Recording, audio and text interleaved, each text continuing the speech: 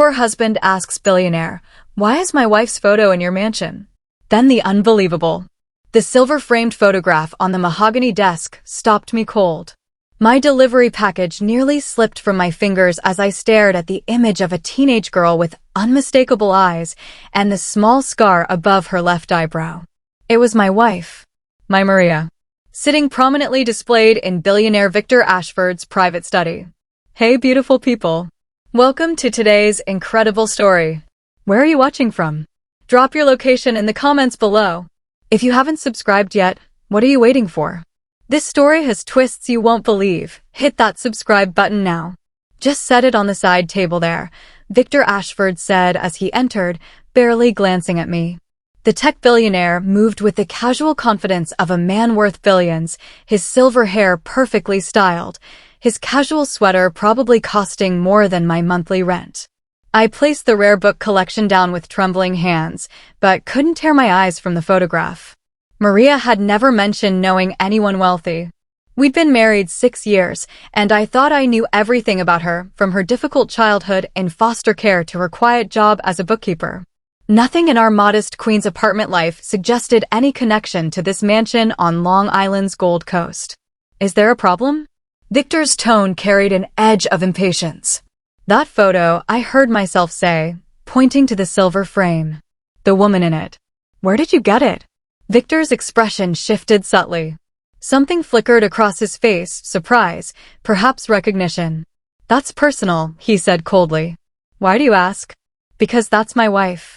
The words hung in the air between us, and in that moment, I had no idea that this delivery route I'd taken as a favor to a sick colleague would unravel secrets that would change everything I thought I knew about the woman I loved.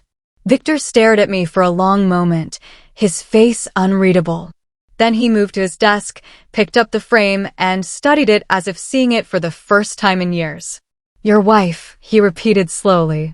What's her name? Maria. Maria Gormley. She was Maria Rodriguez before we married. Victor set the frame down carefully. I think you should leave. Not until you tell me why you have her photo. I don't owe you any explanations. You're here to deliver a package, nothing more. Victor pulled out his phone. If you don't leave immediately, I'll call security. I wanted to argue, to demand answers, but I recognized the futility. Men like Victor Ashford didn't explain themselves to people like me, a 32-year-old delivery driver making $45,000 a year. I grabbed my tablet, got his scrolled signature, and left. But as I drove my truck back toward the city, my mind wouldn't stop spinning. How did Victor Ashford know Maria? When had that photo been taken? The frame looked expensive, antique, even the kind of thing you'd use for someone important to you. Not a casual acquaintance, not a former employee. Maria was working late when I got home that evening. I sat in our small living room, the television playing to an empty room, and tried to piece together a puzzle I didn't understand. Maria had always been somewhat mysterious about her past. She'd been adopted at 17 after spending most of her childhood in foster care. Her adoptive parents, the Rodriguezes, were good people who'd passed away in a car accident 4 years ago.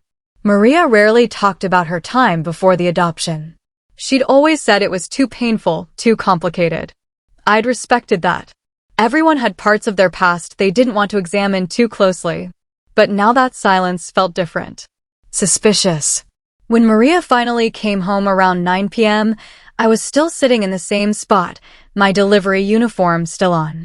She kissed the top of my head, tired but smiling. Long day, she asked, heading to the kitchen. You could say that. I followed her. Maria, do you know a man named Victor Ashford? I watched her face carefully, looking for a tell, a flash of recognition, guilt, anything. But Maria just looked confused as she poured a glass of water. Victor Ashford, the tech guy? I mean, I know who he is from the news, but I don't know him personally. Why? She seemed genuinely puzzled. I wanted to believe her, but I'd seen that photo. I delivered a package to his house today. He had a photograph of you on his desk. Maria's glass stopped halfway to her lips. What? That doesn't make any sense. That's what I thought. But it was definitely you. Younger, maybe 16 or 17, but unmistakably you. That's impossible. I've never even met the man. But something shifted in her expression. Not guilt, confusion, maybe even worry. Are you sure it was me? The scar above your eyebrow, your eyes. I'd know you anywhere, Maria. She set down the glass and pulled out her phone. After a few moments of searching, she showed me the screen, a recent photo of Victor Ashford at some charity gala. This is him. I nodded. Maria stared at the photo for a long moment. I've never seen him before in my life, she said quietly. I swear to you, Harris. I don't know why he'd have my picture. I wanted to believe her. In 6 years of marriage, Maria had never given me reason to doubt her.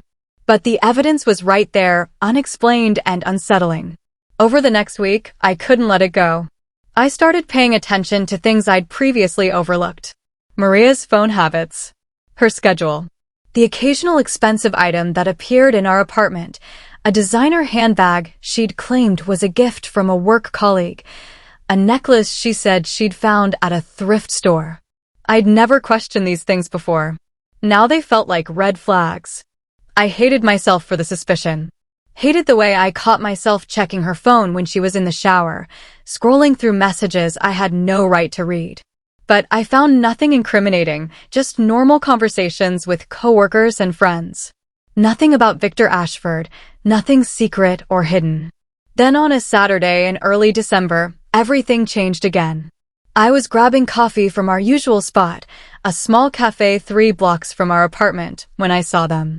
Maria and a man I didn't recognize sitting at a corner table. They weren't touching, weren't doing anything obviously inappropriate, but there was an intimacy to their conversation that made my stomach drop.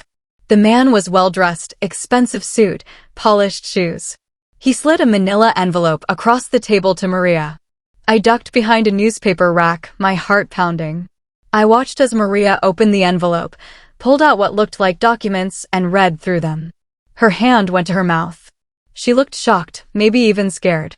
The man reached across and squeezed her hand, said something I couldn't hear from my hiding spot. Maria nodded, her eyes brimming with tears. I left before they could see me. I walked home in a daze, my coffee forgotten. What had I just witnessed? Who was that man? What was in that envelope? When Maria came home 2 hours later, she was quiet, distant. She claimed she'd been shopping, but she had no bags, no purchases to show for her time out.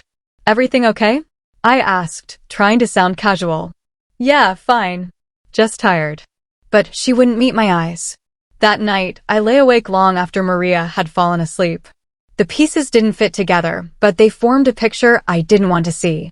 A wealthy billionaire with her photo. Secret meetings with well-dressed men. Expensive gifts with vague explanations. Maria's mysterious past that she never wanted to discuss. I'd grown up working class in Brooklyn. My parents ran a small dry cleaning business, working 70-hour weeks to keep me fed and in decent schools. I'd learned young that the world wasn't fair, that people like me had to work twice as hard for half as much. But I'd also learned to trust my instincts. And right now, every instinct was screaming that something was wrong. The following Monday, I did something I'd never imagined myself capable of. I called in sick to work and drove back out to the Ashford estate. I didn't have a plan exactly, just a desperate need for answers that was eating me alive from the inside. I parked down the street, trying to figure out my next move, when I saw a Mercedes sedan pull through the gates. Through my windshield, I could make out the driver, the same well-dressed man from the cafe, the man who'd given Maria that envelope. My hands clenched on the steering wheel. Whatever was happening, it involved Victor Ashford, that mysterious man, and my wife, and I was going to find out what it was, even if the truth destroyed me. 3 days later, my resolve hardened into action. I'd done research, digging into Victor Ashford's background with the obsessive focus of a man trying to save his marriage. Ashford had made his billions in software security in the early 2000s, then diversified into real estate and venture capital. Divorced twice, no children according to public records. Philanthropist, political donor. Nothing that explained his connection to Maria. I'd also tracked the mysterious man from the cafe. It took some work, but I'd followed him from another meeting with Maria. Yes, there had been another meeting I'd surveilled from across the street to a downtown office building. The directory listed him as James Mercer, a attorney at law. Not just any attorney, he specialized in estate planning and family law for high-net-worth clients. The pieces still didn't fit into anything that made sense, but they all pointed back to Victor Ashford. Maria had been acting stranger by the day. More distracted, more secretive. She'd started taking calls in the other room, her voice low and urgent. When I asked about it, she claimed it was work stress. But Maria had never been a good liar, and I could see the weight of whatever secret she was carrying in the tightness around her eyes, the way she startled when I entered a room unexpectedly. On Thursday evening, I made a decision.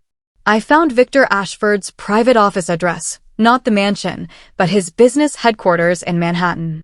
The next morning, I called in sick again and took the train into the city.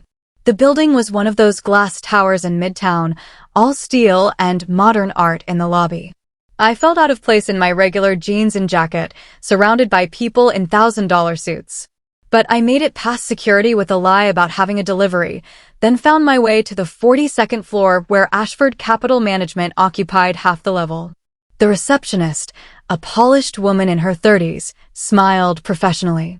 "Do you have an appointment?" "No, but I need to speak with Mr. Ashford. It's urgent. Personal. I'm afraid Mr. Ashford doesn't take unscheduled meetings. Tell him it's about Maria Rodriguez. Tell him the delivery driver from last month needs 5 minutes of his time." The receptionist's expression flickered. She picked up her phone, spoke quietly for a moment, then looked at me with new interest. "Mr. Ashford will see you. But you have 10 minutes, not 5. I was ushered through a maze of glass-walled offices to a corner suite with sweeping views of Central Park. Victor Ashford stood by the window, his back to the door. When he turned, his expression was guarded. "Mr. Gormley, I wondered if you'd show up here eventually. You know my name." "I know a great many things, Mr. Gormley. Sit. We have matters to discuss." Victor gestured to a leather chair, then settled behind his desk. That same silver-framed photograph sat in the corner, Maria's young face smiling out at them both. "You want to know about that picture? I want to know what you're doing with my wife." "I'm not doing anything with your wife." Victor's tone was measured, careful. "Though I understand why you'd think otherwise given the circumstances." "Then explain the circumstances. Explain why you have her photo. Explain the secret meetings with lawyers. Explain why my wife has been lying to me for weeks." My voice rose despite my efforts to stay calm. Victor studied me for a long moment. Then he opened a drawer and pulled out a folder. He slid it across the desk. "Before you look at that, I need you to understand something. What I'm about to tell you will sound impossible, but it's the truth. And I have the documentation to prove it." I opened the folder. Inside were photographs, old ones from what looked like the 1980s or early 90s. A young couple with a small child. The woman had Maria's eyes. The man had her smile. 25 years ago, Victor said quietly, "My younger brother and his wife died in a house fire. Their daughter was never found. The authorities assumed she'd perished in the blaze, but no remains were ever recovered."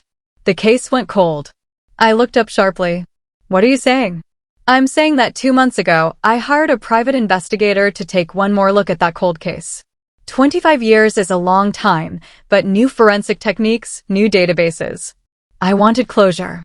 What I found instead was evidence that my niece didn't die in that fire. She was taken." The room felt like it was tilting. I gripped the edge of the desk. "That photo on my desk," Victor continued, "was taken 6 months after my brother's death by a security camera at a bus station in Newark. A man was traveling with a girl matching my niece's description. The police at the time couldn't identify them, couldn't track them. But with modern facial recognition software, my investigator was able to trace that girl through various foster care records under different names. She was moved around constantly, her identity changed multiple times, until finally at age 17, she was adopted by a couple named Rodriguez in Queens." "No," I whispered. But even as I said it, pieces were falling into place. Maria's mysterious past. Her lack of family.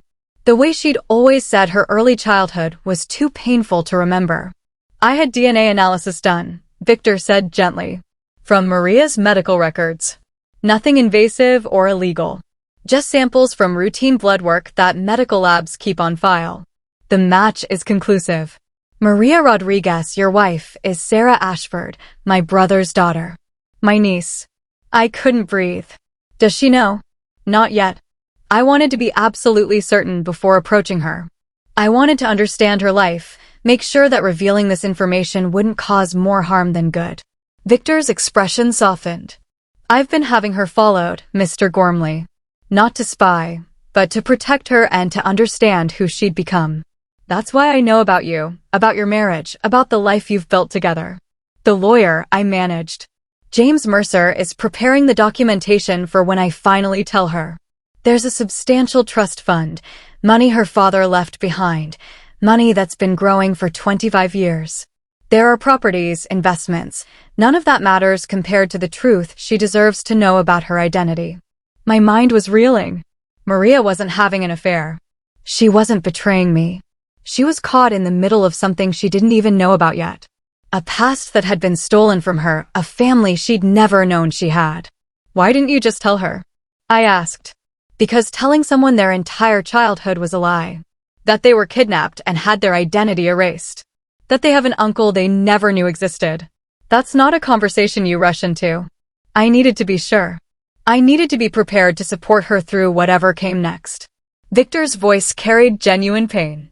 I lost my brother and his wife. I thought I'd lost Sarah too. Finding out she's alive, that she's been living just a few miles away all this time, it's a miracle and a tragedy all at once. Someone took her, I said, the implications sinking in.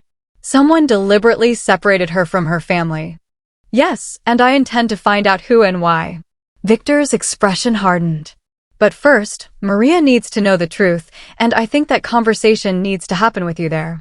She'll need you, Mr. Gormley. This is going to turn her world upside down. I looked down at the photographs in the folder. A little girl who would grow up to be my wife. A brother who would never see his daughter again. A family destroyed by fire and secrets. My hands were shaking. When? I asked. Tomorrow, if you're willing. James Mercer will be there with all the legal documentation. I have medical records, DNA results, everything she'll need to verify what I'm telling her. Victor paused. I know this isn't what you expected when you came here today. I let out a sound that was half laugh, half sob. I thought you were having an affair with my wife. I know. I'm sorry for the secrecy, but I had to be certain. 25 years of wondering if she was alive. I couldn't risk being wrong.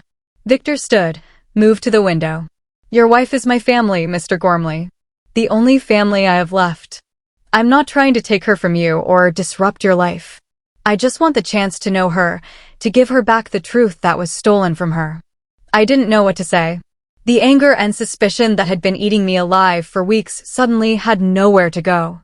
In their place was an overwhelming sense of the strangeness of life, the random chances and terrible tragedies that shape people's paths without them ever knowing. She's going to need time, I said finally. This is going to be a lot. I know, and I'll give her all the time she needs. But she deserves to know who she really is, who her parents were, what was taken from her. We sat in silence for a moment. Two men bound together by their love for the same woman, one as a husband, one as the uncle she'd never known she had. I closed the folder and stood. Tomorrow then, but I want to be the one to tell her you want to meet. She trusts me. This needs to come from me first. Victor nodded. Of course. Whatever makes this easier for her. As I left the office, my mind spun with everything I'd learned. I needed to tell Maria, needed to prepare her for what was coming. But how did you tell someone their entire life was built on a lie? How did you explain that the family she'd lost had actually been stolen from her? I drove home in a fog, my mind struggling to process everything Victor Ashford had told me. Sarah Ashford. My wife had been someone else entirely before she became Maria Rodriguez. Kidnapped at age 4. Her identity erased. Her entire childhood stolen. How did you even begin to explain something like that? When I walked into our apartment, Maria was cooking dinner. The normality of it, her humming along to music, the smell of garlic and tomatoes, the life we'd built together felt both precious and fragile. In a few hours, everything would change. Hey, you, she said, smiling. How was your day? We need to talk. I set my keys down carefully, my hands still trembling slightly. Can you turn off the stove and sit down? The smile faded from Maria's face. Harris, you're scaring me. What's wrong? Nothing's wrong. At least I don't think so. But something's happened, and I need you to listen to everything I have to say before you react. Okay. We sat at our small kitchen table, the same one where we'd eaten 1,000 meals together, where we'd paid bills and made plans and dreamed about our future. Maria's hand found mine across the scratched surface. I went to see Victor Ashford today, I began. I demanded to know why he had your photograph. Maria's eyes widened. Harris, what? Let me finish, please. I squeezed her hand. He told me something that sounds impossible, but he is proof. DNA evidence, photographs, medical records. Maria, your real name is Sarah Ashford. You're his niece. 25 years ago, you were taken from your family after your parents died in a fire. Someone kidnapped you and put you into foster care under a false identity. The color drained from Maria's face. For a long moment, she just stared at me, her mouth slightly open, unable to form words. That's insane, she finally whispered. I was in foster care, but that's because my parents abandoned me. That's what they told me. I was found wandering alone when I was 4. No identification, no family looking for you, because someone made sure no one could find you. They changed your name, moved you between facilities, kept you hidden. I pulled out my phone, showed her the photos Victor had given me. This is your father, Victor's brother. This is your mother. Look at them, Maria. Really look. Maria took the phone with shaking hands. She stared at the photograph of the young couple with their small daughter. Tears started streaming down her face before she even realized she was crying. I have dreams sometimes, she said softly. About a woman with dark hair who sang to me. About a house with a big backyard and a tire swing. I always thought they were just fantasies, things I'd made up because I wanted a family so badly. She looked up at me, her face anguished. Are you telling me those memories are real? Victor wants to meet with you tomorrow. He has everything, documents, DNA results, your family's history. He wants to give you back the truth about who you are. Maria stood abruptly, pacing the small kitchen. This is crazy. People don't just get kidnapped and have their whole identity erased. That doesn't happen in real life. It happened to you. I stood too, reaching for her. I know it's overwhelming, but Maria, you have family. Real family. An uncle who's been looking for you, who thought you were dead for 25 years. Why? Maria's voice cracked. Why would someone do this? Why would they take me? That's what we need to find out. Will you meet with Victor? Will you at least hear what he has to say? Maria wrapped her arms around herself, looking lost and young. I don't know if I can handle this. What if it's true? What if my whole life has been a lie?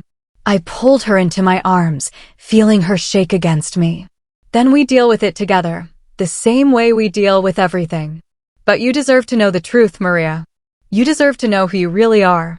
The next afternoon, we sat in James Mercer's office, a neutral space that felt less intimidating than Victor's corporate headquarters.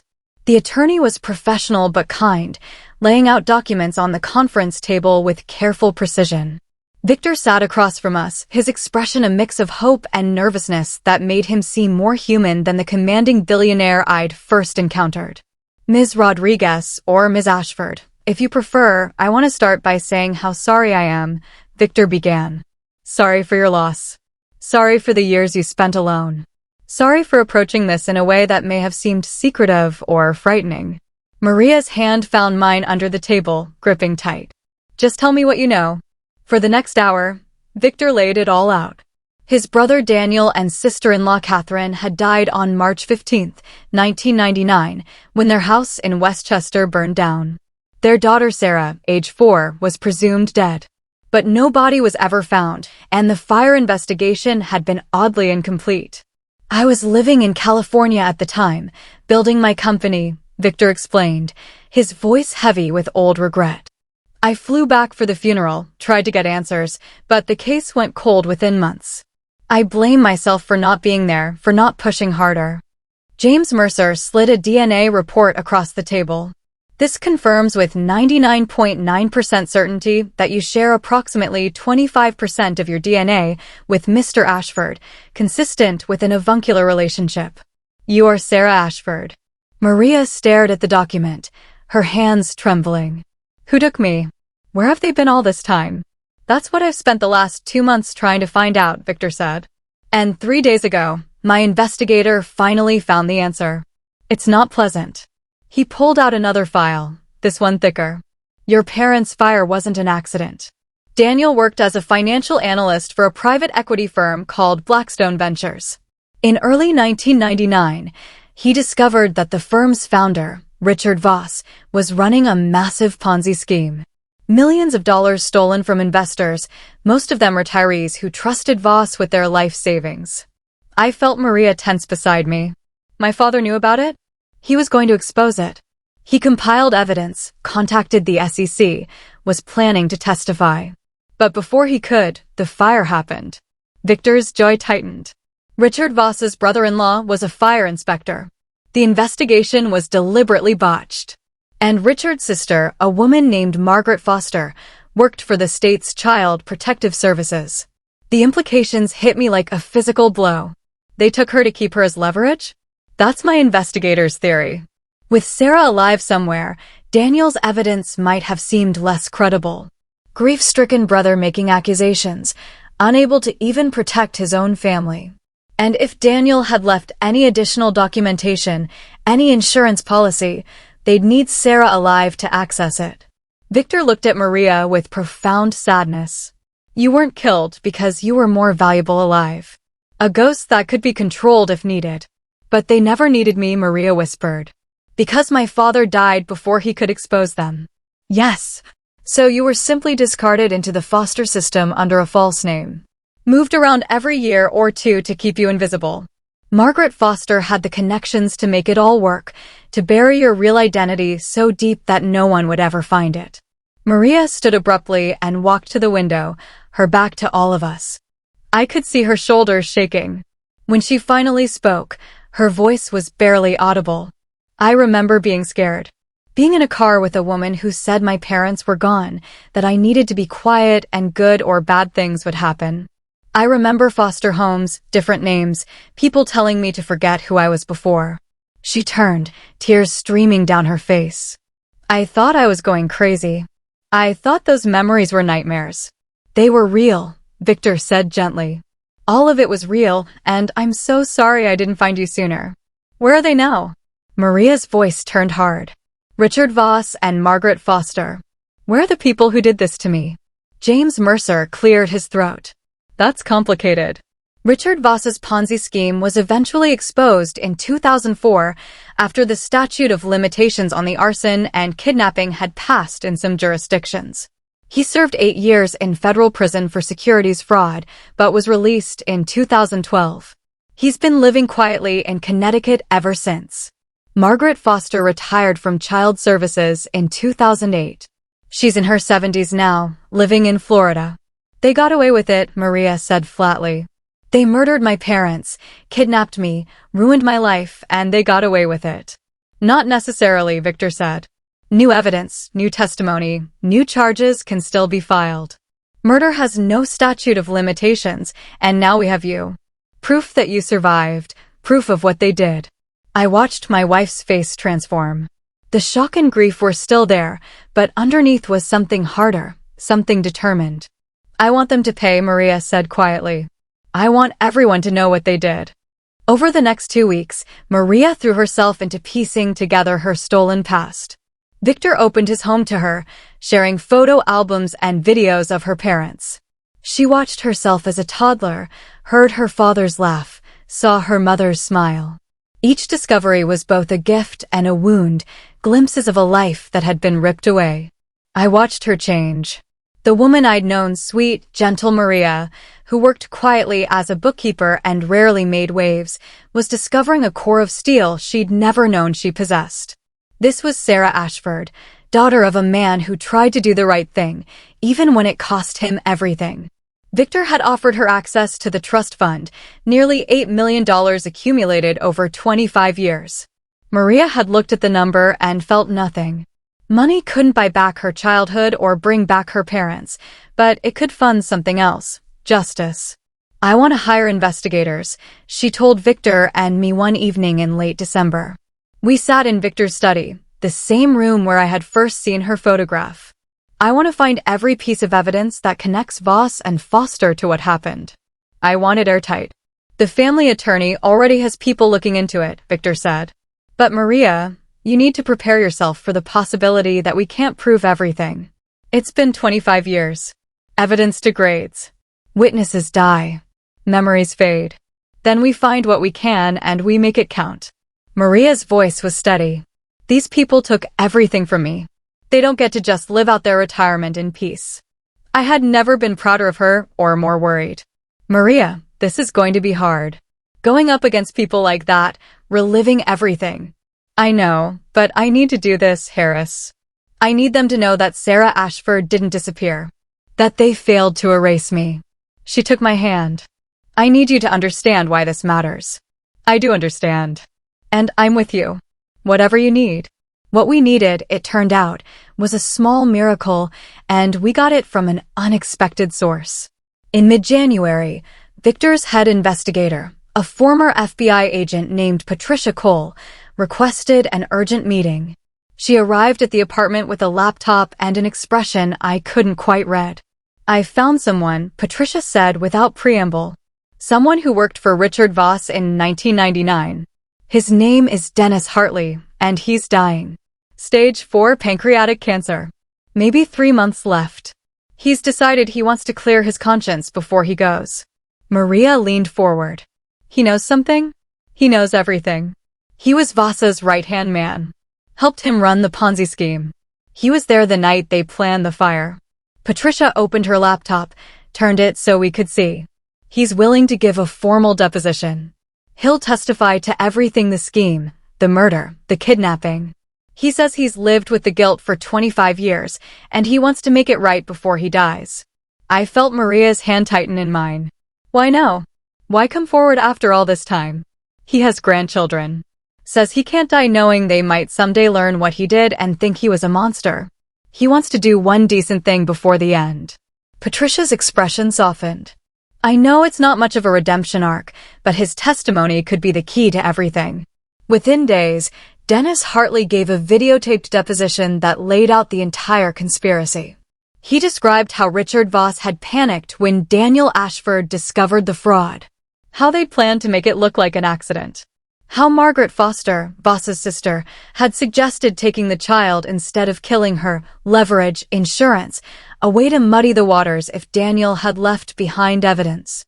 We told ourselves we were saving her, Hartley said on the tape, his voice weak and raspy. That she'd have a better life than being orphaned. But the truth is, we were monsters. We took that little girl and threw her into the system like she was garbage. And Sarah's parents, Daniel and Catherine, were good people. They didn't deserve what happened to them. Maria watched the deposition with tears streaming down her face. Beside her, I held her hand while Victor sat stone-faced, his jaw tight with rage. That's enough, James Mercer said, pausing the video. We have what we need. With this testimony, we can move forward. Move forward how? Maria asked. Criminal charges against Richard Voss and Margaret Foster for conspiracy to commit murder, kidnapping, child endangerment, and fraud. The DA will need to review everything, but with Hartley's testimony and the supporting evidence we've gathered, we have a strong case. Maria nodded slowly. I want to be there. When they're arrested, I want them to see my face and know they failed. Patricia Cole smiled grimly. I think that can be arranged. The arrests happened on a cold morning in February. I took the day off work to be with Maria when the news broke. We watched from Victor's penthouse as news helicopters circled Margaret Foster's daughter's house in Garden City, where the elderly woman had been staying. Police led her out in handcuffs, her face shocked and pale. In Connecticut, Richard Voss's arrest was less dramatic but more satisfying. He'd been having breakfast at a country club when federal agents arrived. The news cameras caught him trying to maintain his dignity as he was escorted out past stunned fellow members.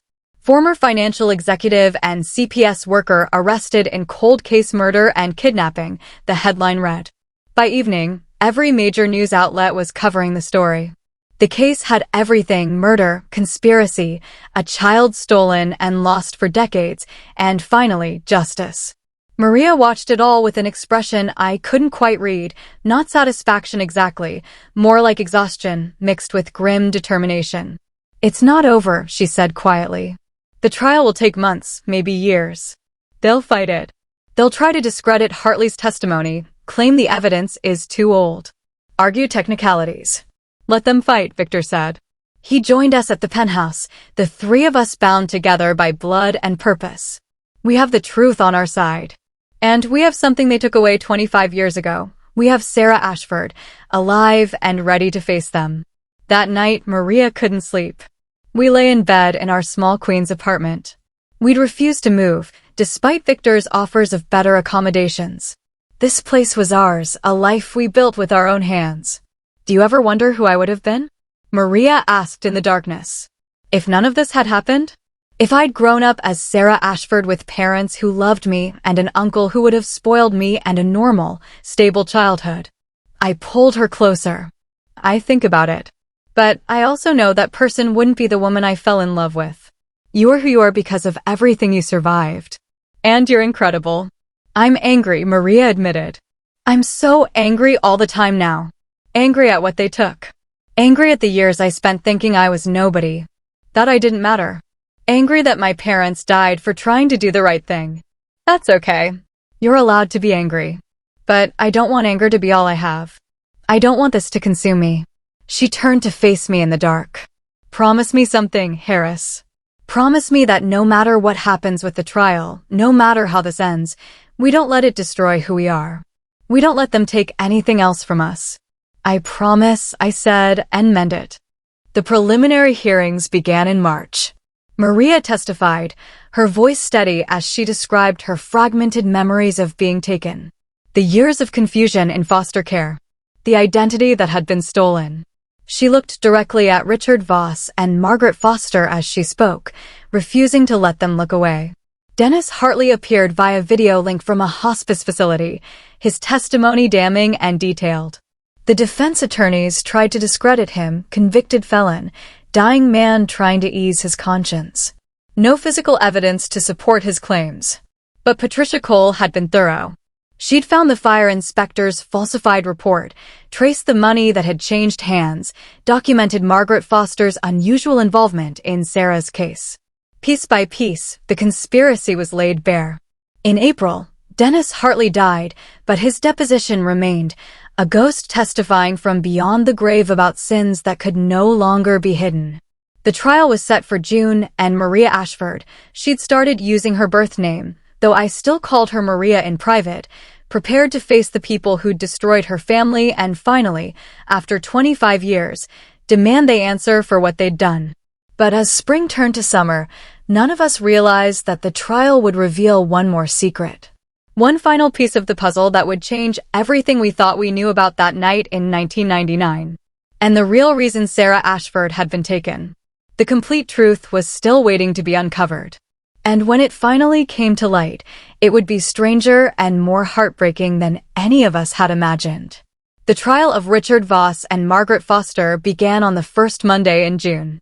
In a federal courthouse in Manhattan, I took a leave of absence from my delivery job. Victor had offered to cover our expenses, and for once, Maria had accepted. This was more important than pride. The courtroom was packed. Maria sat in the front row with me on one side and Victor on the other, a united front. Across the aisle, Richard Voss sat with his expensive defense team, looking older than his 73 years, but still carrying himself with the arrogance of someone who'd gotten away with everything for decades. Margaret Foster, 76 and frail-looking, sat separately with her own attorney. The two defendants hadn't spoken to each other since their arrests, a crack in their alliance that the prosecution intended to exploit. Assistant District Attorney Rebecca Walsh was sharp and relentless. In her opening statement, she laid out the case methodically. Daniel Ashford's discovery of the Ponzi scheme. His intention to report it. The convenient fire that killed him and his wife. And the daughter who disappeared without a trace. Sarah Ashford didn't die in that fire, Walsh told the jury. She was taken deliberately, systematically, by people who saw a 4-year-old child not as a human being, but as a loose end to be managed. And for 25 years, they thought they'd gotten away with it. But Sarah Ashford is here today, alive and ready to tell you what they did to her. The defense's strategy became clear early. They'd argue that Dennis Hartley's testimony was unreliable, a dying man's delusions motivated by medication and guilt over unrelated crimes. They'd claim the fire had been a tragic accident, that Sarah's disappearance into foster care was a bureaucratic failure, not a kidnapping. They'd say the connections the prosecution had drawn were circumstantial at best. My client is 73 years old, Richard Voss's attorney argued. He served his time for the securities fraud, crimes he deeply regrets. But he is not a murderer. He is not a kidnapper. And the prosecution's case rests entirely on the word of a convicted felon who waited until he was literally on his deathbed to suddenly remember this elaborate conspiracy. But the prosecution had more than Dennis Hartley's testimony. On the third day of trial, Rebecca Walsh called Dr. Michael Gormley, a forensic analyst who'd reviewed the original fire investigation. He testified that the fire's point of origin and burn patterns were consistent with arson, not an electrical fault as the original report claimed. More damning, he identified 3 significant omissions in the original fire inspector's work, omissions that any competent investigator would have noticed. This wasn't incompetence, Dr. Gormley stated. This was deliberate falsification designed to support a predetermined conclusion. The defense tried to argue that mistakes happen, that second-guessing a 25-year-old investigation was unfair. But Walsh was ready. She produced financial records showing a $50,000 deposit into the fire inspector's account 2 weeks after the blaze, money that came from a shell corporation later tied to Richard Voss's network of fraudulent entities. I watched Maria's face as the evidence mounted. She sat perfectly still, her expression composed, but I could see the toll it was taking in the tightness around her eyes, the way her hands clenched in her lap. On the 5th day, Maria took the stand. Rebecca Walsh guided her through her testimony gently but thoroughly. Maria described her fragmented memories of that night, being taken by a woman who said her parents were gone. The terror of not understanding what was happening. She spoke about the years in foster care, the constant moves, the feeling of being erased. They told me different stories about where I came from, Maria said, her voice steady despite the tears on her cheeks. Sometimes I was abandoned. Sometimes I was found wandering. The details always changed. I grew up thinking I was nobody, that I didn't matter enough for anyone to keep track of my story. And when did you learn the truth? Walsh asked.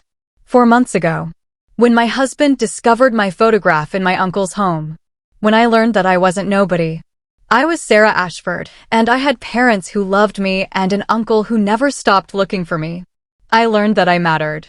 That I'd always mattered. The defense's cross-examination was brutal. They tried to suggest her memories were false, implanted by suggestion and the desire to believe Victor's story. They pointed out inconsistencies in her recollections, dates that didn't quite line up, details that seemed too vague. Isn't it true, Ms. Ashford, Voss's attorney pressed, that you have no actual memory of being taken as you claim? That your earliest clear memories are from age 6 or 7 in foster care? My earliest clear memories are from that age, Maria agreed. But I have fragments from before. Images, feelings, moments. And they match what actually happened. They match the truth. Or they match what you've been told happened. What you want to believe happened because it gives your difficult childhood a narrative that makes you the victim of a conspiracy rather than the victim of ordinary tragedy. I saw Maria's jaw tighten, but her voice remained calm. I am the victim of a conspiracy. The evidence proves that. And nothing you say can change what they did to me. The trial's turning point came in the second week when Margaret Foster's attorney made a calculated move. Seeing the evidence mounting against his client, he approached the prosecution with an offer. Margaret would testify against Richard Voss in exchange for a reduced sentence. The courtroom was electric the day Margaret Foster took the stand. She looked smaller than she had during the arrests, diminished by age and the weight of her crimes. But her memory was sharp, and her testimony was devastating. Richard called me the day after Daniel Ashford contacted the SEC, she said, her voice barely above a whisper. He was panicking. He said Daniel had enough evidence to destroy everything, to send him to prison for decades. He asked if there was a way to make it stop. And what did you suggest? Rebecca Walsh asked. Nothing. Not at first.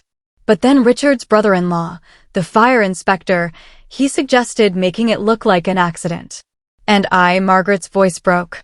I said if they went through with it, they needed to be careful about the child. That if she survived, she could be a complication later. What did Mr. Voss say to that? He said to take care of it. To make sure she disappeared but stayed alive in case they needed leverage if Daniel had left evidence behind somewhere. Margaret looked at Maria for the first time, her eyes filled with tears. I'm sorry. I'm so sorry. I told myself I was saving you by not letting them kill you too. But I know that's not true. I was just covering for their crime. The courtroom erupted. The judge called for order. Maria sat frozen, staring at the woman who'd stolen her childhood, who'd thrown her into the system and erased her identity. Under cross-examination, Margaret revealed more details. How she'd personally handled Sarah's case file, creating a false history and moving her between facilities to keep her invisible. How she'd checked on her periodically over the years, always from a distance, making sure she stayed lost in the system. Did you ever consider telling the truth? The prosecutor asked. Every day, Margaret said, her voice breaking. But I was afraid. Afraid of prison, afraid of what Richard might do to me or my family if I talked. So I stayed quiet, and I let that little girl suffer for my cowardice. The defense tried to salvage something, suggesting Margaret was lying to save herself, that her testimony was self-serving. But the details matched too perfectly with the evidence, with Maria's fragmented memories, with Dennis Hartley's deposition. Richard Voss's face was ashen as Margaret stepped down. His empire of lies was crumbling, and everyone in the courtroom could see it. The prosecution rested after 2 more days of witnesses, financial experts who traced the money, child welfare workers who confirmed the irregularities in Sarah's case. Even the Rodriguez's former attorney who testified about how unusual it had been for Maria to have so little documentation when they adopted her. The defense put up a fight, but it was clearly a losing battle. They called character witnesses who spoke of Richard's philanthropy in later years, his regret over the Ponzi scheme. They tried to paint Margaret as the mastermind, suggesting she'd acted independently. But the evidence was overwhelming. And when the defense rested without calling either defendant to testify, the jury's verdict seemed inevitable. Closing arguments took 2 days. The defense argued reasonable doubt, the unreliability of testimonies from criminals and distant memories. The prosecution laid out the timeline with devastating precision, every piece of evidence, every connection, every lie that had sustained the conspiracy for 25 years. Sarah Ashford was 4 years old, Rebecca Walsh told the jury in her final statement. 4 years old when these defendants decided her life was worth less than their freedom. They murdered her parents. They took her from her home. They erased her identity and threw her away. And they went on with their lives thinking they'd gotten away with it. But Sarah Ashford didn't disappear. She survived. She grew up. She built a life despite everything they did to her. And she's here today asking you to hold them accountable for what they took from her. For the parents she'll never know. For the childhood that was stolen. For 25 years of lies. The jury deliberated for 6 hours. When they returned, I held Maria's hand so tightly my fingers went numb. On the count of conspiracy to commit murder in the 1st degree, how do you find? Guilty. On the count of kidnapping? Guilty. On the count of child endangerment? Guilty. Every count, every charge. Guilty. Richard Voss sat motionless as the verdicts were read, his face blank. Margaret Foster wept quietly, her shoulders shaking. Maria didn't react visibly. She just sat there, my hand in hers, and breathed. Sentencing came 2 weeks later. Richard Voss received 25 years to life, effectively a death sentence for a 73-year-old man. Margaret Foster, because of her cooperation, received 15 years with the possibility of parole after 10. Given her age and health, neither would likely die free. But the story didn't end there.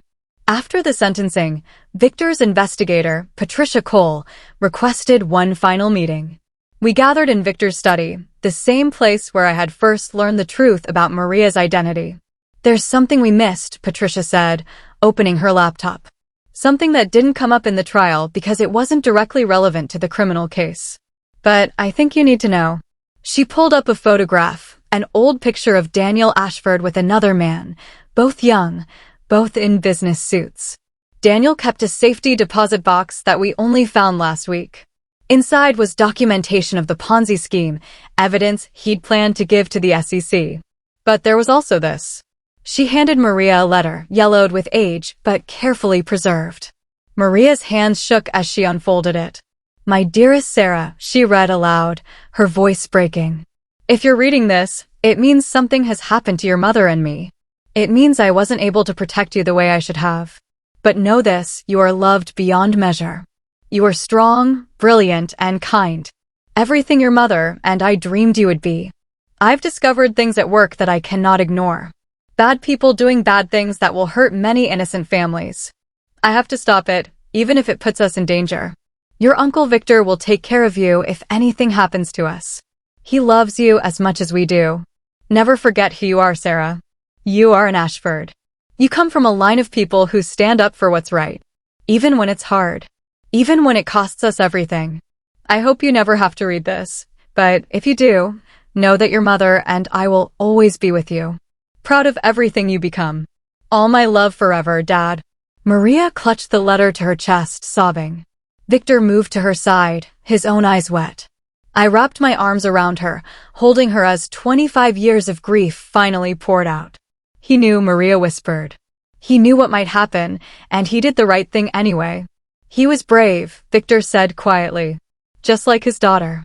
In the weeks that followed, Maria worked with victim services to try to locate other children who might have been similarly lost in the system due to Margaret Foster's corruption. They found 3 cases that raised red flags: children with incomplete records, mysterious origins, families that had been searching for them. The truth had opened doors that had been closed for decades. Maria also started working with Victor's foundation, using her experience and her trust fund to reform foster care oversight in New York. She testified before the state legislature, sharing her story and pushing for better tracking systems, more accountability, stronger protections for vulnerable children. I watched her transform. She was still my Maria, still the woman I'd fallen in love with, still the person who hummed while cooking and left notes in my lunch. But she'd also become Sarah Ashford, heir to a legacy of courage and conviction. One evening in early August, we sat on the small balcony of our apartment, watching the sun set over Queens. Maria had been quiet all day, thoughtful. "Do you ever regret it?" she asked suddenly. "Regret what?" "Marrying a delivery driver's girlfriend instead of a billionaire's niece." I laughed. "I didn't marry a billionaire's niece. I married you. The money, the family drama, the courtroom theatrics, that's all just stuff that happened. You're still the woman who laughed at my terrible jokes and said yes when I proposed with a ring I saved 6 months to buy." "That was a good ring," Maria said, smiling. "I still wear it, even though I could afford better now. It's not about the price. It's about what it means." She leaned her head on my shoulder. "Thank you for standing by me through all of this. For believing me, for supporting me, for being exactly who I needed when my world fell apart. That's what marriage is," I said simply. "Being there when things fall apart." We sat in comfortable silence, watching the city lights flicker on as darkness fell. In the distance, I could see the skyline of Manhattan, where Victor's penthouse rose among the other towers. Somewhere out there, Richard Voss and Margaret Foster sat in prison cells, paying for their crimes. Somewhere, other families were being reunited with children they'd thought were lost forever. And here on this small balcony in Queens, a delivery driver and the woman who'd been nobody and somebody all at once had found something that all the money and power in the world couldn't buy: a love built on truth, tested by fire, and strong enough to weather any storm. I've been thinking, Maria said after a while, about having kids. If we started a family, I want to tell them about my parents. About Daniel and Catherine, and how they died trying to do the right thing. I want those kids to know where they come from. I think that's beautiful, I said. They'll have an incredible legacy to live up to, and they'll have you to teach them that heroism isn't about money or power. It's about showing up, telling the truth, and loving people even when it's complicated. Maria turned to look at me. You're the hero of this story, Harris. You found that photograph. You pushed for answers. You refused to let it go. You gave me back my family. We gave each other everything that matters, I corrected. And we'll keep doing that through whatever comes next. 6 months later, I stood in Victor's mansion, now a place I visited regularly, no longer intimidated by the wealth or the setting, and watched Maria give a speech to a room full of philanthropists and child welfare advocates. She spoke about her experience, about the gaps in the system that had allowed her to be lost, about the changes that were already being implemented to protect other children. She was confident, articulate, powerful. The woman who'd once been too scared to speak up at work meetings was now commanding the attention of some of the wealthiest and most influential people in New York. When the speech ended, Victor approached me with 2 glasses of champagne. She's remarkable, Victor said, watching Maria network with the crowd. She always was, I replied. The world just didn't know it yet. I'm glad she had you. Through all of this, you were her constant. That matters more than anything I could have given her. I clinked my glass against Victor's. She would have been fine without me, but I'm glad she didn't have to be. That night, back in our apartment, we decided to stay in Queens despite numerous offers to help us move somewhere more appropriate. Maria kicked off her heels and collapsed on the couch with a sigh. Tired? I asked. Exhausted. But good exhausted. She patted the couch beside her. Come here. I sat, and she immediately curled into my side, the way she always did when she needed comfort or connection, or just the reassurance of my presence. I was thinking today about what you asked me once, Maria said, about who I would have been if none of this had happened. If I'd grown up as Sarah Ashford from the beginning. And I think I would have been happy. Privileged, maybe a little spoiled.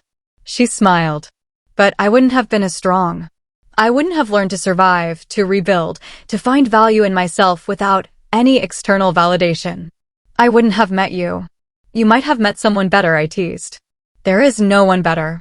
There's just you. The man who saw me when I was invisible. Who loved me when I was nobody. Who stood by me when I discovered I was somebody's daughter and niece and heir. You didn't care about any of that. You just cared about me. I kissed the top of her head. That's all that ever mattered. I learned something through all of this, Maria said softly. Something I want to remember forever. What's that? That justice isn't just about punishment. It's about truth. It's about making sure that people know what happened. That the victims are seen and heard. That the lies don't get to become the official story. My parents died trying to tell the truth. And in the end, the truth won. It took 25 years, but it won. She sat up, looking at me with those eyes that had stared out from a photograph in a billionaire's study and changed both our lives forever. And I learned that family isn't just about blood or shared history. It's about the people who show up, who stand beside you when everything falls apart, who believe you even when the truth seems impossible. She took my hand. You're my family, Harris. You always will be. And you're mine, I said. Through everything. Forever. We sat together in our small apartment, surrounded by the life we'd built with our own hands. Outside, the city hummed with millions of other stories, tragedies and triumphs, secrets and revelations, justice delayed but never denied. But inside, there was only truth. Only love. Only the quiet certainty that we'd face the worst and come through stronger together. Sometimes the best revenge isn't revenge at all. It's becoming more than what those who wronged you ever imagined possible. It's taking what they meant to destroy and turning it into something beautiful. Something true. Something that matters. Sarah Ashford had been taken. Maria Rodriguez had been lost. But the woman who emerged from those ashes was stronger than either name alone. She was herself, fully realized, finally free. And that was a kind of justice no verdict could ever match. 1 year after the trial, Maria received a call from Patricia Cole. The former FBI agent's voice was tense, urgent. "We found something else in the safety deposit box," she said. "Something we missed the first time. Can you and Harris come to Victor's office today?" 2 hours later, we sat in Victor's private conference room. Patricia placed a small USB drive on the table. "This was hidden in a false bottom of the box," she explained. "It contains financial records that Daniel Ashford compiled before his death. Records that go far beyond Richard Voss's Ponzi scheme." Victor leaned forward. "What kind of records?" "Evidence of a much larger conspiracy. Voss wasn't just stealing from his clients. He was laundering money for some very dangerous people, organized crime, corrupt politicians, foreign interests. Daniel discovered all of it." Maria's face paled. "And that's why they killed him? Not just to cover up the Ponzi scheme?" Patricia nodded grimly. "The Ponzi scheme was the tip of the iceberg. Your father stumbled onto something much bigger, much more dangerous. And these records name names. Powerful people who are still out there, still operating. What does this mean for us?" I asked, instinctively reaching for Maria's hand. "It means we have a choice," Victor said, his expression grave. "We can turn this over to the FBI and let them handle it. Or we can walk away. Voss and Foster are already in prison. We've gotten justice for Daniel and Catherine." Maria stared at the USB drive, her face a complex mix of emotions. "What would happen if we turned this over? Best case? More prosecutions. Worst case? These people find out where the evidence came from and who has it now." Patricia's implication was clear. "You think they'd come after Maria?" I asked, my throat tight. "I think they'd consider her a loose end.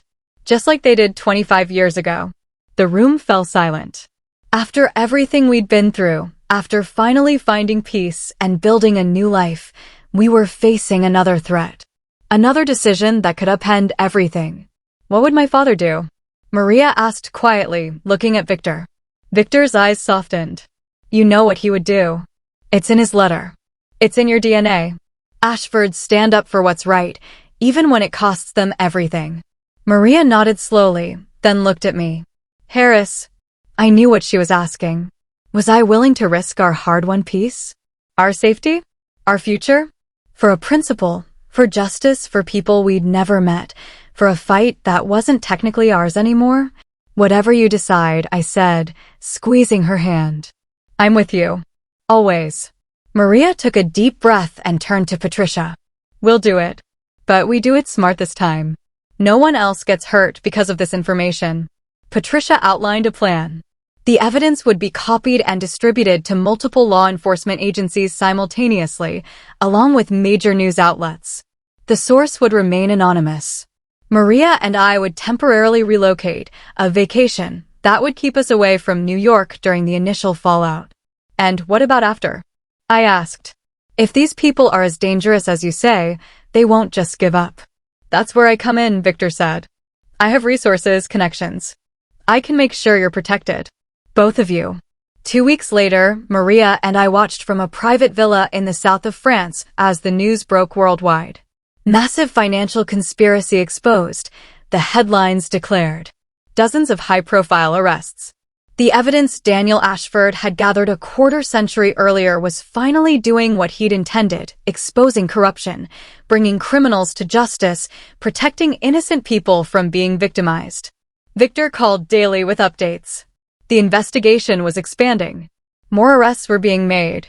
The authorities had implemented security protocols to protect the source of the information. "When can we come home?" Maria asked during one call, her voice betraying her homesickness despite the luxury surrounding us. "Soon," Victor promised. "The most dangerous players have been taken into custody. The rest are too busy saving themselves to worry about where the evidence came from." A month into our vacation, we received unexpected visitors. Patricia Cole arrived with a distinguished-looking man she introduced as Director Harmon of the FBI's Financial Crimes Division. "Mrs. Gormley," he said, using Maria's married name out of respect. "I wanted to thank you personally for what you've done.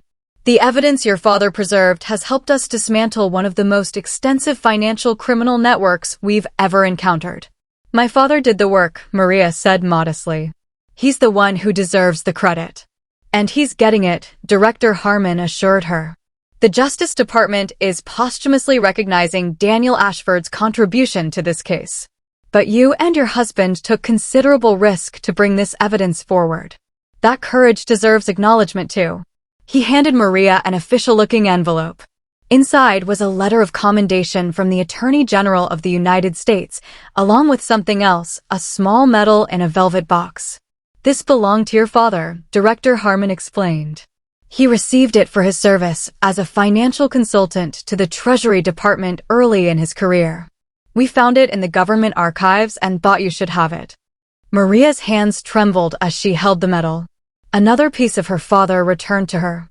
Another connection to the man she'd lost. Is it safe for us to go home now? I asked. Director Harmon nodded. We believe so. The major players are in custody. The rest are cooperating to save themselves. But we'd still recommend caution. Ms. Cole has arranged for security measures at your residence, just as a precaution. 2 days later, we returned to our apartment in Queens.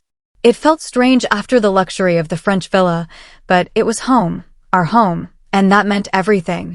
Victor had indeed arranged security, subtle but thorough. New locks, a security system, plainclothes protection for the first few weeks. But as summer turned to fall with no incidents, no threats, life began to return to normal. I went back to my delivery job, though now it was by choice rather than necessity. Maria divided her time between Victor's foundation and her own newly established nonprofit, dedicated to helping children in the foster system maintain connections to their identities and origins. On a crisp October evening, almost 2 years after I'd first seen that photograph in Victor's study, Maria and I hosted a small gathering in our apartment. Victor was there, of course, along with Patricia Cole, James Mercer, and a few close friends who'd supported us through everything. I have an announcement, Maria said, raising her glass. 2, actually. She looked at me, her eyes shining with a joy I hadn't seen in months.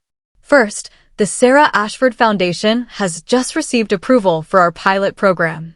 Starting next month, we'll be implementing new protocols in 5 states to ensure that children in foster care have their identities and histories properly documented and preserved. Everyone applauded. It was the culmination of months of work, Maria's way of ensuring that what happened to her couldn't happen to other children. And second, she continued, her voice softening as she reached for my hand, Harris and I are expecting. I'm pregnant. The room erupted in congratulations. Victor embraced us both, tears in his eyes at the prospect of a new generation of Ashfords. Patricia and James offered their well wishes. Our friends celebrated with us, their joy genuine and warm. Later that night, after everyone had gone and we were alone again, Maria stood by the window, looking out at the city lights. Are you happy? I asked, wrapping my arms around her from behind, my hands resting gently on her still flat stomach. More than I ever thought possible, she said, leaning back against me. I have a family, the baby, Victor. I have a purpose. I have the truth about who I am and where I come from. What more could I want? A bigger apartment, maybe? I suggested with a smile. This place is going to feel pretty small with a baby. Maria laughed. I was thinking about that. What if we found something in between? Not this apartment, but not Victor's mansion either. Something that's just ours, but with a little more space. A yard, maybe. I'd like that, I said. Somewhere our child can grow up knowing both sides of their heritage, the working-class Brooklyn dry cleaner's grandson and the billionaire's great-niece. With parents who love them more than anything, Maria added. That's the most important part. 6 months later, we moved into a modest house in a quiet neighborhood in Queens. Close enough to the city for my work and Maria's foundation, but with a small yard and an extra bedroom for the baby. Victor had offered to buy us something grander, but we'd insisted on doing this ourselves. The house was within our means thanks to Maria's trust fund, but not ostentatious. It was a home, not a statement. On a warm spring day, with the cherry trees blooming in our new backyard, Maria gave birth to a daughter. We named her Catherine after Maria's mother, with the middle name Eliza after my grandmother. Catherine Eliza Gormley, a name that honored both sides of her family history. Victor arrived at the hospital with an armful of flowers and tears in his eyes. When he held Catherine for the first time, his hands trembling slightly, I saw the cycle of loss and recovery come full circle. What had been taken was not returned. Nothing could bring back Daniel and Catherine Ashford or the childhood their daughter should have had. But something new had been created from that loss. Something hopeful. Something true. As Catherine grew, so did our extended family. Victor became a doting great-uncle. Patricia and James remained close friends and advisors. The Sarah Ashford Foundation expanded its work to more states, helping more children maintain connections to their histories and identities. On Catherine's 3rd birthday, we held a party in our backyard. As I watched her play with her friends, her laughter bright in the summer air, Maria came to stand beside me. "I found something yesterday," she said, handing me a small, wrapped package. "Open it." Inside was a silver picture frame, elegant but not ostentatious. It held a photograph of the 3 of us, Maria, Catherine, and me, taken at the beach the previous summer.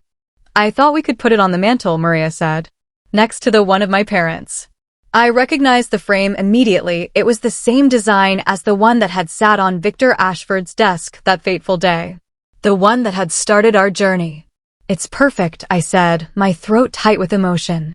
That evening, after Catherine was asleep, Maria and I sat on the porch swing, watching fireflies dance in our modest yard. "Do you ever think about how differently things might have turned out?" Maria asked. "If you hadn't taken that delivery route that day? If you hadn't noticed the photograph?" "Sometimes," I admitted. "But then I think about all we would have missed. The truth. Justice for your parents.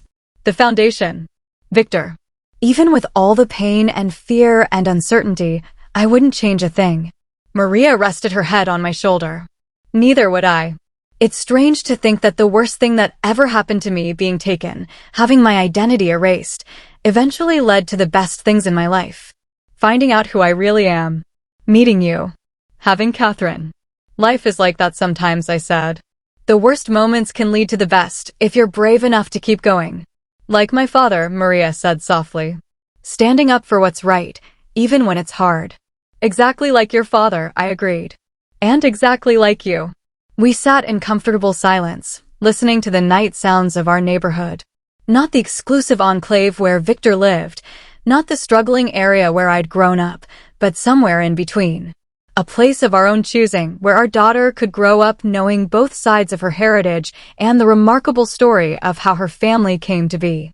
The photograph that had once caused me such pain and confusion now sat proudly on our mantel, a reminder not of secrets and lies, but of truth and reconciliation. A reminder that sometimes the most unexpected discoveries can lead to the most beautiful destinations. And as for me, the delivery driver who once feared he was losing his wife to a billionaire? I had found something far more valuable than any fortune, a family built on honesty, courage, and love. A family that had faced the darkest truths and emerged stronger. A family that would pass down not just wealth or status, but the legacy of standing up for what's right, no matter the cost. That, I knew, was the true inheritance that Catherine would receive. And it was worth more than all the billions in the world. 5 years later. The playground was busy with children's laughter on this bright Saturday morning. I sat on a bench, watching 8-year-old Catherine push her 3-year-old brother Daniel on the swing. My son's giggles carried across the park, making me smile despite the weight of the day ahead. "They're growing so fast," Maria said, settling beside me with 2 coffee cups. She handed me one, her wedding ring catching the sunlight, the same modest ring I'd given her all those years ago, though she now wore it alongside the Ashford family ring Victor had given her on her 30th birthday. "Too fast," I agreed, taking a sip. "Catherine's already talking about what college she wants to attend." "Stanford, like her grandfather," Maria said with a soft smile. "Though Victor is still lobbying for Harvard." We watched our children play, these beautiful combinations of our shared DNA and the legacy of families once separated by tragedy, now united through them. Catherine had Maria's eyes and my stubborn chin. Daniel had my height and Maria's quick mind. Both had inherited a sense of justice that seemed bone deep. "Are you ready for today?" I asked gently. Maria nodded, her expression solemn but composed. As ready as I'll ever be. Today marked the 10th anniversary of the trial that had brought Richard Voss and Margaret Foster to justice. The Sarah Ashford Foundation was hosting a gala to raise funds for their expanded programs, now operating in 27 states. The event would also unveil a memorial dedicated to victims of identity theft and displacement in the foster care system. Victor called this morning, Maria said. The Attorney General confirmed she'll be attending. And 3 of the children we helped reunite with their families last year will be speaking. The Foundation's work had expanded far beyond what any of us had initially imagined. What began as Maria's personal mission had grown into a nationally recognized organization that had helped identify and correct dozens of cases similar to hers, children whose identities had been altered or obscured, families separated by bureaucratic failures or deliberate manipulation. I'm proud of you, I said, taking her hand. Your parents would be too. A shadow crossed Maria's face, not of pain, but of thoughtful remembrance. I was thinking about my mother this morning, trying to imagine what she'd think of all this. Of Catherine and Daniel. Of the Foundation. She'd think her daughter is extraordinary, I said simply. Maria squeezed my hand. We should head back soon. I still need to review my speech, and the children need to change for the gala. As we gathered our things and called the children, my phone buzzed with a text from Victor. News just broke. Thought you should know before the event. Attached was a news alert. Richard Voss found dead in prison cell. Apparent suicide. I showed Maria the message, watching her face carefully. Her expression remained steady, though her eyes reflected complex emotions. Are you okay? I asked quietly. Yes, she said after a moment. I don't feel happiness or satisfaction. Just closure, maybe. His choices destroyed so many lives, including his own in the end. Mom, can Emma come to the gala tonight? Catherine asked, running up to us, oblivious to the news we'd just received. Not tonight, sweetheart, Maria answered, smoothly tucking away her phone. But she can come over tomorrow for your birthday party. Catherine accepted this with a nod, taking her little brother's hand as we walked toward the car. I marveled, not for the first time, at Maria's ability to compartmentalize, to be fully present for our children while processing news that would have once devastated her. That evening, the grand ballroom of the Westfield Hotel glittered with lights and influential guests. The Sarah Ashford Foundation Gala had become one of the premier charity events in New York, drawing support from across the political and social spectrum. Child welfare reform, it turned out, was one of the few causes everyone could agree on. Victor, distinguished in his tuxedo despite now being in his 70s, worked the room with practiced ease. He'd become the Foundation's most vocal advocate, leveraging his business connections to secure funding and legislative support. The once solitary billionaire had found new purpose as a great-uncle and philanthropist. Patricia Cole, now the Foundation's security director, monitored the room with professional vigilance. James Mercer, who had left his private practice to become the Foundation's legal counsel, chatted with a group of judges about upcoming policy changes. And in the center of it all stood Maria, confident, poised, radiant in a simple emerald gown that matched her eyes. No one looking at her would guess that this elegant woman had once been a lost child, her identity erased, her history stolen.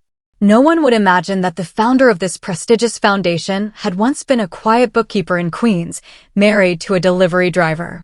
But I knew. I knew every step of her journey, every struggle, every triumph. I had watched her reclaim her name, her history, her power. I had held her through nightmares and celebrated her victories. I had seen her transform pain into purpose. As the time approached for her speech, Maria found me in the crowd, her eyes seeking mine as they always did in important moments. I gave her a reassuring nod, and she smiled, that private smile that, even after all these years, still made my heart skip. She took the stage to enthusiastic applause, waiting for the room to quiet before speaking. 10 years ago, she began, her voice clear and strong. I learned that my entire life had been built on a lie. I discovered that I wasn't Maria Rodriguez, a girl abandoned by unknown parents. I was Sarah Ashford, daughter of Daniel and Catherine Ashford, who died trying to expose corruption and fraud. The room was silent, captivated by her story, though many had heard it before. That discovery could have destroyed me. Instead, it saved me. It gave me back my history, my identity, my family. Her eyes found Victor in the crowd, then moved to where Catherine and Daniel sat with Patricia. And it showed me how many other children might be out there lost, disconnected from their true identities, their histories erased or altered. She gestured to a group of young people seated at a front table. Tonight, we celebrate not just the work of the foundation, but the courage of these individuals who have reclaimed their own stories. Children separated from their families through bureaucratic failures, identity theft, or deliberate manipulation. Families reunited after years or decades apart. Maria paused, and I knew she was thinking of the news about Richard Voss. She had chosen not to mention it, focusing instead on healing rather than retribution. The memorial we unveil tonight honors those who never found their way home, those whose stories remain untold, those still searching. It stands as a promise that we will continue this work until every child knows where they come from, who they are, and that they matter. The rest of her speech detailed the foundation's accomplishments and future goals. The audience responded with generous donations and commitments of support. But it was the quiet moments afterward that meant the most. The young woman who hugged Maria and whispered, "Thank you for finding my grandmother." The elderly couple who had finally located their grandson after 15 years. The social workers implementing the foundation's new identity protection protocols. Later that night, after the children were asleep and we had changed out of our formal wear, Maria and I sat in our backyard. The memorial gala had been a success beyond expectations, raising enough funds to expand the foundation's work to 5 more states. "I've been thinking about changing my name," Maria said suddenly. I looked at her surprised. "To Ashford." She shook her head. "No. To keep Gormley, but legally add Ashford as a middle name. Sarah Ashford Gormley." "Why no?" I asked.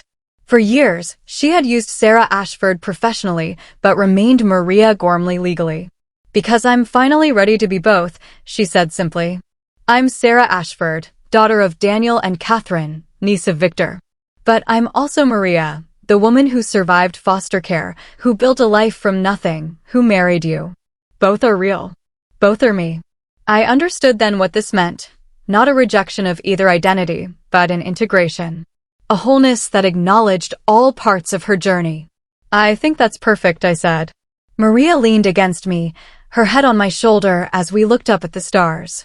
When I was little, in one of the foster homes, I used to make wishes on stars. I wished for parents, for a real home, for someone to love me. "And now?" I asked. "Now I wish for other children to find what I've found. To know their histories, their families. To have what Catherine and Daniel have, a sense of belonging, of being rooted in something real." I thought about our children, asleep upstairs in rooms decorated with both family photos, the Ashfords and the Gormleys, the wealthy and the working class, all part of their heritage. They would grow up knowing exactly who they were and where they came from. They would never experience the confusion and loss that Maria had endured. "We should take them to the lighthouse next weekend," I suggested.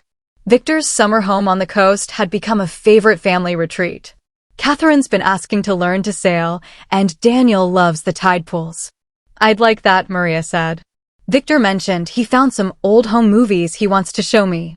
From when I was 3 or 4. These discoveries still happened occasionally, Victor unearthing some artifact from Maria's early childhood, another piece of her history restored. Each one was precious, another thread reconnecting her to the family she'd lost. As we sat there under the stars, I reflected on the strange, winding path that had brought us here. A random delivery route. A photograph in a silver frame. A moment of suspicion that led not to betrayal but to truth. A family lost and found across decades. "Do you know what today is?" Maria asked softly. "Besides the gala anniversary?" I thought for a moment, then realized. "The day I delivered that package to Victor's house. The day I saw your photograph." She nodded. 12 years ago today. If you hadn't taken that route, if you hadn't noticed that photo, I would have noticed, I said with certainty. Even in a house full of priceless art and antiques, I would have seen you. I would always find you. Maria smiled, the same smile that had captured my heart all those years ago, whether she was Maria Rodriguez or Sarah Ashford or some perfect combination of both. And I would always find my way back to you, she said. No matter what name I used or what history I carried. Some things are just meant to be. As we sat together in the quiet of our backyard, surrounded by the life we'd built and the truth we'd uncovered, I knew she was right. Some connections transcend circumstance, identity, even time itself. Some loves are strong enough to withstand any revelation, any transformation. The photograph that had once caused me such confusion and pain now hung in our living room, alongside images of our children, our wedding, our life together. No longer a mystery or a threat, but a testament to the power of truth and the journey home. Sarah Ashford had been lost, but Maria Gormley had been found. And in finding herself, all of herself, she had created something beautiful from the broken pieces of her past. A foundation that helped others. A family that honored all parts of her history. A life built on truth rather than lies. And I, the delivery driver who had once feared losing everything, had instead gained a world I could never have imagined. Not of wealth or status, though those had come too, but of purpose and belonging. Of being part of a story larger than myself, a story of loss and recovery, of identity reclaimed, of justice served not through vengeance, but through healing. As the stars shone overhead and the woman I loved rested against my shoulder, I felt a profound gratitude for the photograph in the silver frame and for every moment, painful and joyful, that had followed its discovery. Some questions lead to answers we never expected. Some journeys take us places we never imagined.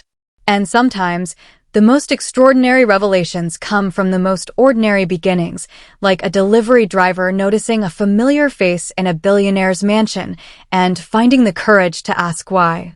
The end. What an incredible journey this story has been. From suspicion to revelation to healing and purpose, this tale reminds us that sometimes our greatest challenges lead to our most meaningful transformations. If this story touched your heart, please hit that like button and subscribe for more powerful stories of truth, justice, and love. What was your favorite part of Maria and Harris's journey?